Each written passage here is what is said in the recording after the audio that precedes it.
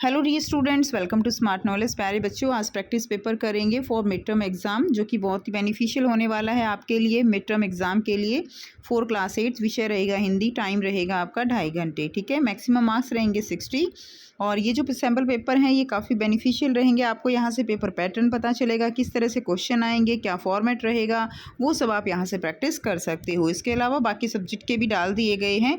आप चैनल पर विजिट करके बाकी सब्जेक्ट के भी जो है सैम्पल पेपर देख सकते हो।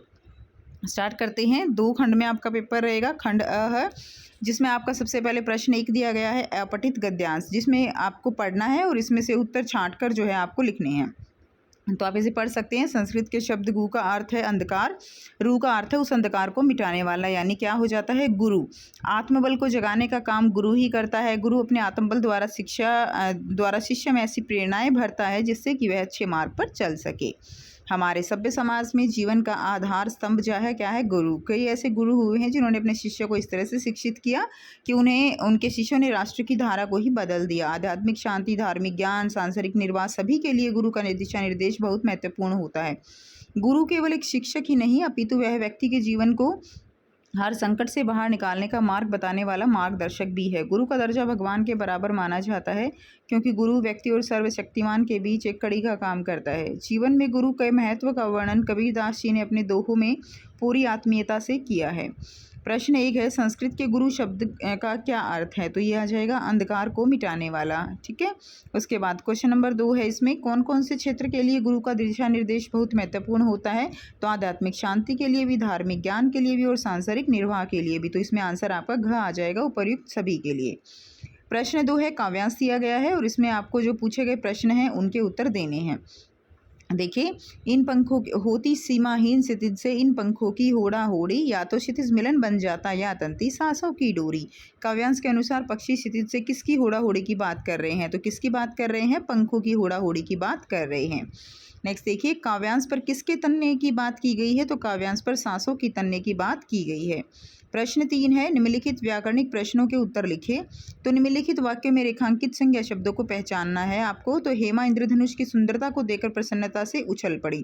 तो इसमें सुंदरता जो है वो क्या है, कौन सी संज्ञा है? भाव है, द्रव्य है, समूह है या व्यक्ति है? तो सुंदरता क्या है? एक भाववाचक है, ठीक है, जिसको हम केवल फील कर सकते हैं, देख नहीं सकते। भाववाचक संज्ञा जो है वो अदृश्य होती है। वो दृश्य जो एक वचन होती है और अदृश्य होती है, इस चीज़ का ध्यान रखेंगे। सेकंड देखिए बच्चे, वह पुस्तक पढ़ रहा है, वाक्य में सर्वनाम की पहचान बताइए। तो सर्वनाम क्या होते हैं? जो संज्ञा के स्थान पर आते हैं, संज्ञा के स्थान पर, यानी वह क्या है यहाँ पे सर्वनाम है। सतरंगी परिधान में विशेषण के भेद की पहचान कीजिए। तो विशेषण क्या होता है? जो कि विशेषता बताता है। तो यहाँ पे क्या है, ये सतरंगी क्या है? ये गुणवाचक विशेषण है। नेक्स्ट देखिए, प्रश्न 4 है, गद्यांश को ध्यानपूर्वक पढ़िए और पूछे गए प्रश्नों के उत्तर लिखिए। तो बस को देखा तो श्रद्धा उमड़ पड़ी, खूब वयोवृद्धि, सदियों के अनुभव के निशान लिए हुए थी। लोग इसलिए सफ़र नहीं करना चाहते थे कि वृद्धावस्था में से कष्ट होगा। वह बस पूजा के योग्य थी, उस पर सवार कैसे हुआ जा सकता है? पाठ का नाम क्या है? तो पाठ का नाम क्या है? ये बस की यात्रा। लेखक के मन में बस को देखकर कैसा भाव उमड़ा? तो श्रद्धा का भाव उमड़ा, ये लिख देंगे, श्रद्धा का भाव उमड़ा। उसके बाद है, लोग इस बस में सफ़र क्यों नहीं करना चाहते थे? लोग इस बस में सफ़र क्यों नहीं करना चाहते थे? क्योंकि बस अपनी जर्जर अवस्था के कारण कहीं भी धोखा दे सकती थी। नेक्स्ट देखिए, नंबर 4 है, लेखक ने बस का मानवीकरण किसके रूप में किया? ठीक है, क्योंकि वह लेखक को एक बूढ़ी महिला की भांति लगी, इस तरह से उसका मानवीकरण किया गया। यानी बस को मानव के रूप में देखा गया। जब किसी भी निर्जीव वस्तु को हम मानव के रूप में चित्रित करते हैं तो उसको मानवीकरण बोलते हैं। तो यहाँ लेखक ने एक बूढ़ी महिला की भांति उसका मानवीकरण किया है। प्रश्न 5 है, निम्नलिखित काव्यांश को ध्यानपूर्वक पढ़ना है और उत्तर देने हैं। पानी और बादल ये भगवान के डाकिये हैं जो एक महादेश से दूसरे महादेश को जाते हैं। हम तो समझ नहीं पाते हैं, मगर उनकी लाई चिट्ठियाँ पेड़ पौधे, पानी और पहाड़ बाँचते हैं। ठीक है। नंबर 1 है, कवि ने भगवान के डाकिये किसे कहा है? कवि ने भगवान के डाकिये पक्षी और बादल को कहा है। नेक्स्ट देखिए, पेड़ पौधे, पानी और पहाड़ क्या बाँचते हैं? ये चिट्ठियाँ बाँचते हैं। नेक्स्ट देखिए, एक महादेश से दूसरे महादेश को कौन जाते हैं? तो भगवान के डाकिये एक महादेश से दूसरे महादेश जाते हैं। कवि के अनुसार एक देश की धरती किसको सुगंध भेजती है? तो दूसरे देश को सुगंध भेजती है। प्रश्न 6 है, निम्नलिखित प्रश्नों के उत्तर लिखिए। बदलू को लेखक किस नाम से बुलाता था? तो बदलू को लेखक जो है बदलू को लेखक बदलू काका कहकर बुलाता था। ठीक है। उसके बाद नेक्स्ट देखिए, बस की यात्रा पाठ में बस की यात्रा कितने मित्रों ने तय की? तो कितने मित्र थे? 4 मित्र थे। बहुत ईजी जो है ये दिया गया है।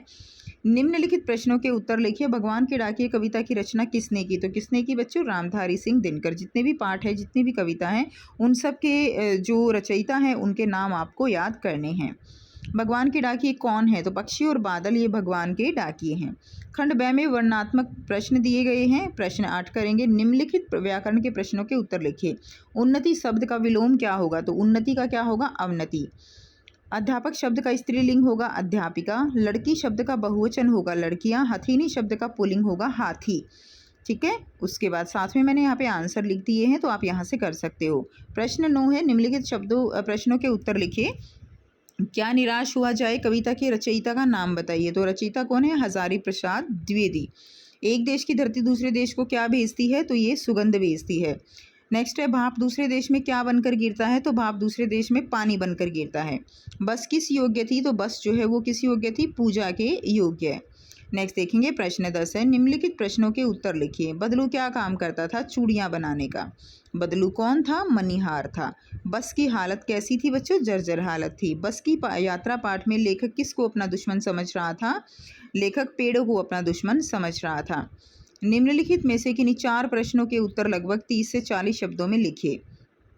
देखिए, पहला प्रश्न क्या है? बस को देखकर श्रद्धा क्यों उमड़ पड़ी? तो बस को देखकर श्रद्धा क्यों उमड़ पड़ी? लेखक के मन में बस को देखकर श्रद्धा इसलिए उमड़ पड़ी थी क्योंकि वह जिस बस पर चढ़कर यात्रा करने वाला था उस बस की अवस्था बहुत जीर्ण शीर्ण थी। नेक्स्ट देखिए, बस में छोड़ने आए लोग कैसे देख रहे थे? तो जो छोड़ने आए थे वे लेखक को इस तरह से देख रहे थे मानो लेखक इस दुनिया से जा रहा हो। उनकी आंखों में ऐसा भाव था जैसे वे कह रही हो कि जो इस दुनिया में आया है उसे तो जाने का कोई ना कोई बहाना चाहिए। नेक्स्ट देखिए, सेकंड है, पक्षियों और बादलों थर्ड क्वेश्चन है, पक्षियों और बादलों की चिट्ठियों के आदान प्रदान को आप किस दृष्टि से देख सकते हैं? तो पक्षी और बादल की चिट्ठियों के आदान प्रदान को हम प्रेम, सौहार्द और आपसी सद्भाव की दृष्टि से देख सकते हैं। हमें यही संदेश देते हैं। ठीक है। उसके बाद प्रश्न 4 करेंगे। लोगों ने यह सलाह क्यों दी कि समझदार लोग इस शाम वाली बस में सफ़र नहीं करते? तो लोगों ने लेखक को यह सलाह इसलिए दी क्योंकि वे जानते थे कि बस की हालत बहुत ख़राब है। बस का कोई भरोसा नहीं है कि यह कब और कहाँ रुक जाए। शाम बीतते ही रात हो जाती है और रात रास्ते में कहाँ बितानी पड़ जाए कुछ पता नहीं रहता। प्रश्न 12 है, निम्नलिखित में से किन्हीं 3 प्रश्नों के उत्तर लगभग 30 से 40 शब्दों में देने हैं। तो पहला प्रश्न है, डाकिया क्या क्या काम करता था? तो उसका काम पत्रों, पार्सलों, मनी ऑर्डरों को लोगों तक पहुंचाना है। सेकंड देखिए, बदलू के दिल में क्या व्यथा थी? तो बदलू लाख की चूड़ियां बेचा करता था, परंतु जैसे जैसे कांच की चूड़ियों का प्रचलन बढ़ता गया उसका व्यवसाय ठप पड़ने लगा। अपने व्यवसाय की यह दुर्दशा बदलू को मन ही मन कचोटती थी। नेक्स्ट देखिए, लेखक पेड़ों को अपना दुश्मन क्यों समझ रहा था? तो बस की जर्जर अवस्था से लेखक को ऐसा महसूस हो रहा था कि बस के जो स्टीयरिंग है वो कहीं भी टूट सकता है और ब्रेक क्या हो सकते हैं? फेल हो सकते हैं। और ऐसे में लेखक को डर था कि बस किसी पेड़ से टकरा ना जाए। तो ये हो गए आपके प्रश्न। प्रश्न 13 है, यहाँ पे निम्नलिखित में से किसी एक विषय पर आपको 80 से 100 शब्दों में अनुच्छेद लिखना है। अब इनमें से कोई एक लिखना है। इसमें दिया गया है बच्चों, मेरा सबसे प्यारा त्यौहार, विज्ञान के चमत्कार या दिल्ली दर्शन। तो आप इनमें से कोई भी लिख सकते हो। ठीक है। तो मैंने यहाँ पे एक दिया है दिल्ली दर्शन, बाकी आप खुद से कर सकते हो। तो दिल्ली भारत की राजधानी अपने ऐतिहासिक, सांस्कृतिक और आधुनिक महत्व के लिए प्रसिद्ध है। यह शहर भारत के अतीत और वर्तमान का अद्भुत संगम प्रस्तुत करता है। दिल्ली में स्थित लाल किला, कुतुब मीनार, जामा मस्जिद जैसे ऐतिहासिक स्थल भारत की समृद्ध धरोहर को दर्शाते हैं। इंडिया गेट और राष्ट्रपति भवन जैसे आधुनिक स्थल देश की गौरव और लोकतंत्र के प्रतीक हैं। दिल्ली का चांदनी चौक बाजार अपनी पुरानी गलियों, खाने पीने की दुकानों, शॉपिंग के लिए मशहूर है, जबकि कनॉट प्लेस आधुनिकता का केंद्र माना जाता है। राजधानी में स्थित विभिन्न संग्रहालय, मंदिर जैसे उद्यान जैसे लोटस टेम्पल है, हुमायूं का मकबरा है, नेहरू पार्क, ये शहर की विविधता को दर्शाते हैं। दिल्ली के दर्शन एक अविस्मरणीय अनुभव होते हैं जहां इतिहास और आधुनिकता का अनूठा मेल देखने को मिलता है। यह शहर न केवल भारत की राजनीतिक और सांस्कृतिक धरोहर को संजोए हुए है, बल्कि एक जीवंत और गतिशील महानगर के रूप में भी अपनी पहचान बनाए हुए है। नेक्स्ट देखिए प्रश्न 14 है, निम्नलिखित में से किसी एक विषय पर लगभग 80 से 100 शब्दों में पत्र लिखना है। तो बच्चे इसमें देखिए फीस माफ़ी हेतु अपने विद्यालय के प्रधानाचार्य को पत्र लिखिए। तो बहुत ही आसान है, आप बचपन से ही इसको करते आते हो, तो ये आप खुद से लिख सकते हो। अथवा में दिया गया है, दोनों में से एक करना है। मित्र को वाद विवाद प्रतियोगिता में प्रथम पुरस्कार पाने पर बधाई पत्र लिखना है। तो ये मैंने लिखा है, आप यहाँ से देख सकते हो। फॉर्मेट XYZ नई दिल्ली, ठीक है। दिनांक लिख देंगे 5 सितंबर 2024।